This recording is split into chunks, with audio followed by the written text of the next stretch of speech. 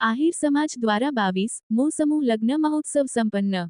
આદરી આહિર સમાજનો સમૂહ લગ્નોત્સવ શિક્ષિત અને દીપ્તિમંત સમાજની મિસાલ બન્યો। શિક્ષણ અને સામાજિક પરિવર્તનનો અનોખો સંગમ। 54 નવદંપતીઓએ પ્રભુતામાં પગલાં માંડ્યા।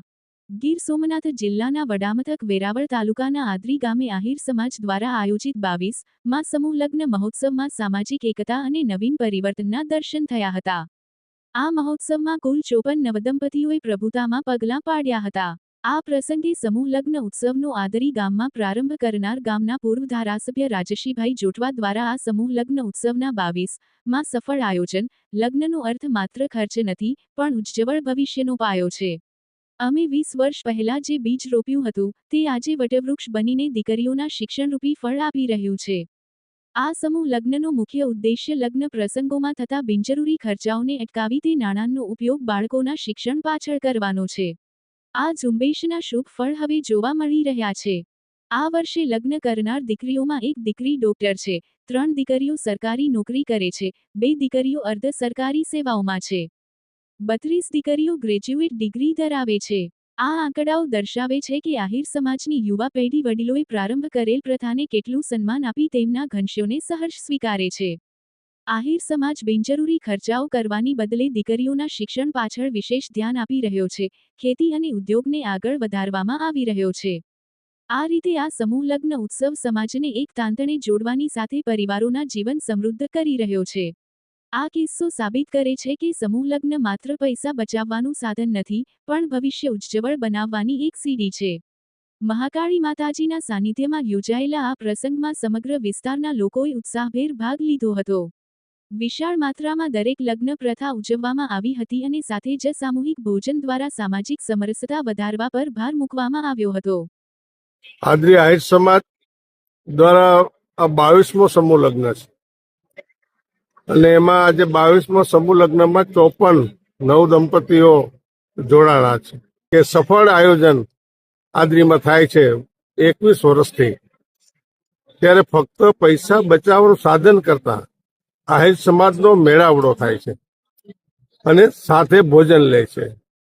અને અમારો એક ભાર મૂકવામાં આદરી સમાજ તરફથી આવ્યો છે કે ભાઈ પૈસા છે એ ખોટા ખર્ચા નહીં કરવા, દીકરીના કે દીકરાના લગ્નમાં કોઈ ખર્ચો નહીં કરવો અને એ પૈસા છે બાળકોના શિક્ષણ પાછળ વાપરવા।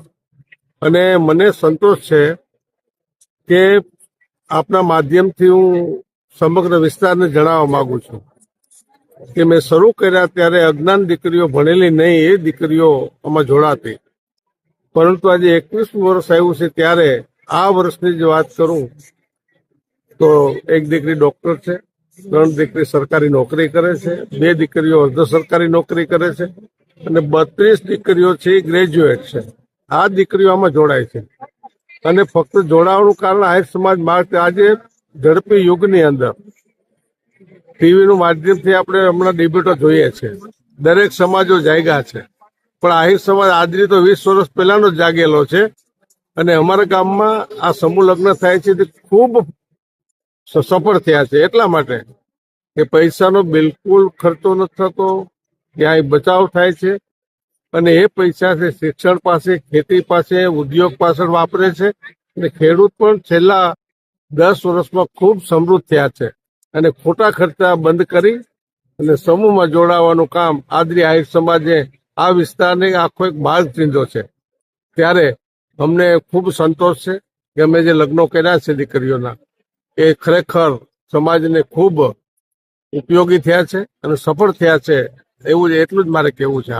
પહેલી વસ્તુ તો આહિર સમાજ આદરી એટલે મહાકાળી અને મહાકાળીનું સાનિધ્ય। જે જગ્યામાં આપણે બેઠા છે બાજુમાં જ માતાજી બેઠા છે અને આ જગ્યા ઉપર અને આ સમાજ ઉપર ખૂબ એના આશીર્વાદ છે, સમગ્ર વિસ્તાર ઉપર છે। અને બાકીનું તમે કહો છે કે જોડાણા શા માટે જોડાય છે, તો મારે એક જ દાખલો આપવો છે કે તમે ગમે એવું ફંક્શન કરો, લાખો રૂપિયા વાપરો, કરોડો રૂપિયાનું ડેકોરેશન કરો, ભોજનના એવડા મોટા ખર્ચા કરો, ફક્ત લોકો 15 દિવસમાં ભૂલી જાય છે, કોઈ યાદ કરતું નથી।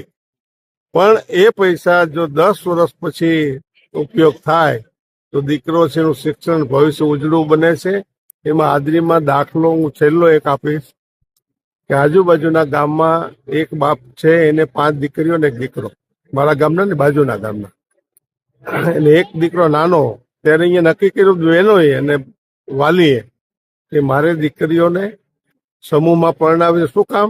કે 5 દીકરીઓનો પૈસા બચે એ મારા દીકરાના અભ્યાસ પાછળ વાપરવા છે. એની છેલ્લી દીકરી આમાં આજે પરણે છે. એનો ભાઈ છે નાનો, એ MBBS માં છેલ્લા વર્ષમાં છે. જો આ દીકરીઓ ન જોડાણે તો ડોક્ટર ન થઈ શકે, અને એ જ આ ઉદાહરણ પૂરું પાડે છે.